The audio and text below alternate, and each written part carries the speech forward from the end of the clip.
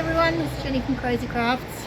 Another thing that I'm doing, I'm actually repairing my breathing grave because I broke the cardboard tube that was in it last year, so putting a PVC pipe in it this year. So I'm showing people how I put it together. So I'll just switch the camera around and we'll have a look at it. Okay, so this is the breathing grave. I was fortunate enough, if we go around this side it's more obvious, to pick up what was an under bed drawer for at least a double bed or a sideways on a single bed or something, I don't know, from my neighbour's hard rubbish collection. And I had a couple of scrap pieces of melamine, which are these bits, and I just used some other scrap bits and pieces for the end. I did use a thin piece for here because it needs to go between the motor and the motor arm that rotates to rotate everything. The other end here I've just used a scrap of, I don't know, fence paling or something. Now obviously I did need to drill a hole in here. The dimension of the pipe just needs to sit in there, and that's quite wide really, so the pipe's not going to pull out at all. And then I've made a bracket that goes onto the screw that holds the arm. Over here you can see it. This is the arm here. Here's where it screws into the motor. So this bracket is actually screwed into the screw that goes into the, anyway, you get the picture. So that just holds this piece of pipe so that it rotates when I turn it on. Now I have 4 bottles, so I'm putting them at 4 different points around the pipe. I was thinking if I could try and work out how to put 2 poles. So I have another pole standing there, but I don't think I can make it easily work so that they rotate without rotating. So anyway, so what I did with the bottles was I made a hole in this side big enough to get the drill bit through, and I've got a long length drill bit on my drill there. Obviously it's a screwdriver bit, but anyway, and it's magnetic, so I was able to put the screws onto the end of the magnetic tip and push it through the hole and then just screw it into the pipe. And I just brute forced it by screwing it into the pipe. I didn't bother drilling a hole or anything. It's not fancy at all, so it doesn't matter.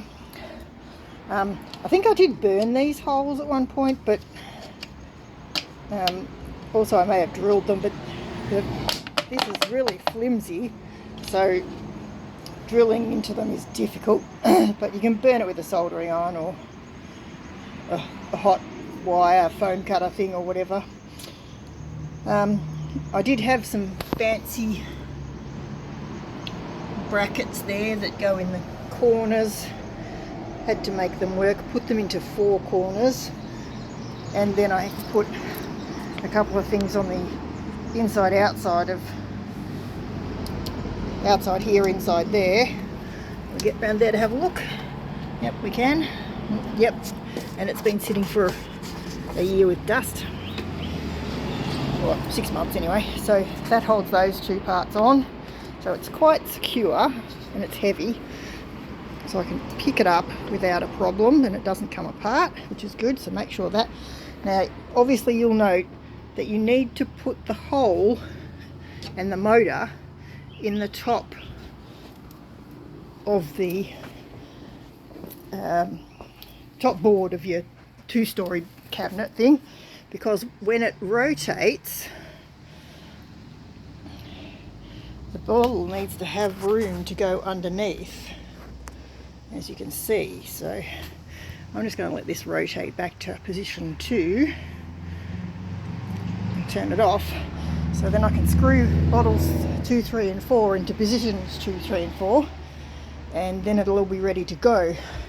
Now I have a plastic bag that I got from a mattress shop that the mattress came in, that is way too big for this drawer thing, but put big enough that it does what it needs to do, and that basically is keep all the crap out of here and keep everything sort of secure. Oh, just noticed a screw. Wonder where that was supposed to be. Alright, anyway, so once I've got those bottles put on, then I'm going to put the plastic bag back on, and I'll show you that, and then I'll show you what I put over top of it.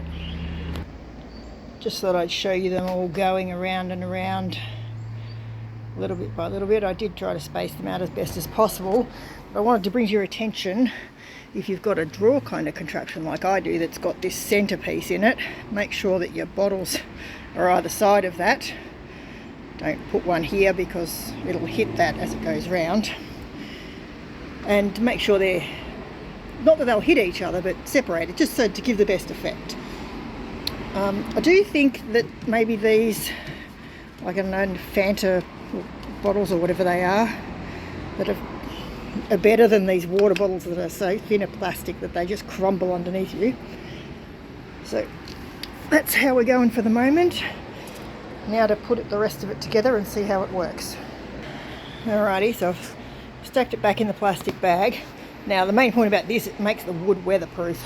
Because it's a bag, not just a sheet over the top. It also protects the wood on the bottom, so if the ground gets wet, no problem. And because it's slightly longer than the drawer, the motor is inside here, and the turning component is inside the bed, so that doesn't matter, or the grave rather. And I just secure this and tuck it underneath the thing with enough looseness up here so that the bottles can turn, because when the bottles are turning, they are supposed to move the plastic. You can sort of see it, it's subtle, which is why I was wanting to put, hang on, maybe down this way, oh, I'll see it better. It's supposed to be subtle, it's breathing. So, there you go. Alright. Now ideally, this is supposed to rustle and make a little bit of noise. However, I do live on a very busy road, so often the traffic noise makes nothing hearable. You can probably hear it in the background of my talking. I do take videos, not edit them necessarily. So we did draw a line here so we could line it up sort of with the edge of the box, but in hindsight that probably would have been better if it was on the underside. And Mum very painstakingly went and put holes in the top layer of, it's a double layer of hessian, so put the holes in the top layer of hessian, and then very carefully we poked these leaves into the hole and then tried to close the hole up a bit so that they don't just pull out. And that way, you know, they all come apart and we put them back next year. See, there's another one that needs putting back in, but we can put fresh ones, fresh autumn fall ones in, or what have you. Anyway, now that it's, I do have a tombstone that I put at the head of it too, so that's not out yet. It's July. I'm fixing things, not setting them up. Alright, so this is what it looks like with the hessian on top. I'll turn it on.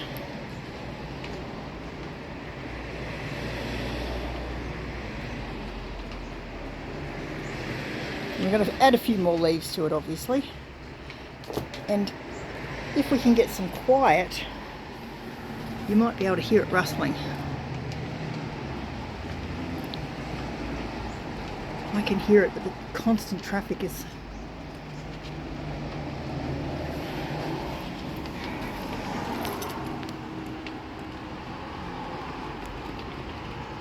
But I think it's quite an effective look.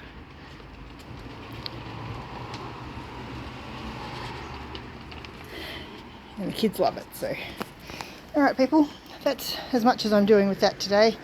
Obviously due to the windy weather I get at the end of October here in Point Cook in Melbourne, in the western suburbs and not very far from the bay, so everything blows and rains and what have you. We do tuck the hessian underneath the box when we set it up on both ends, and that way the plastic is also tucked up. I run the cable underneath it down to this corner where I have a power box hidden underneath the hessian that plugs in this and a couple of other things that require power that go right nearby. And yeah, we just hope it gets noticed. Obviously running on power, I can stick it on the timer and it just starts activating it around 3 o'clock in the afternoon for when I have little kids start coming past, and just runs until the time kicks off at about 11 PM on Halloween. Now, as a side note, I do keep my Halloween display open, and this year it'll be open from maybe Thursday, but definitely Friday the 31st of October, through till the Sunday at least of the following weekend, so for a good 10 days before I start to pack anything up, because realistically it's a lot of work, not putting it all up just for one day. Thankfully my neighbours don't get too concerned, but anything that does get damaged because of the weather I do pull in and try and repair, but I don't necessarily put back out. But anywho, so yeah, that's the breathing grave. If anybody would like any further instructions, like dimensions of the pipe or anything else that I might want to note, please feel free to add comments below. And you know the deal with like and subscribe on YouTube. Works for me in the analytics. If I get lots of likes on my videos, they show up then in other people watch them and I get more likes, and eventually YouTube will start paying me if I've got millions of likes, but we'll see what happens. Alright people, definitely subscribe and hit the notification bell if you want to see what else is coming up. Some will be repairs, some will be upgrades. My next task is to replace the battery packs that were just dangling from the back of the expensive witch trio I got from Home Depot in the 2023 container, with solar panels. Stick them in the back of their head, and hopefully they will just run when it's not there. But I might put it on dual power with the batteries as an option as well, just purely because, as I said, some people do come through in when it's daylight and they talk, so need to have them talking when it's daylight. Solar only activates on dusk, so more engineering required for that. Alright, so thank you for watching, and hopefully we'll catch you again soon.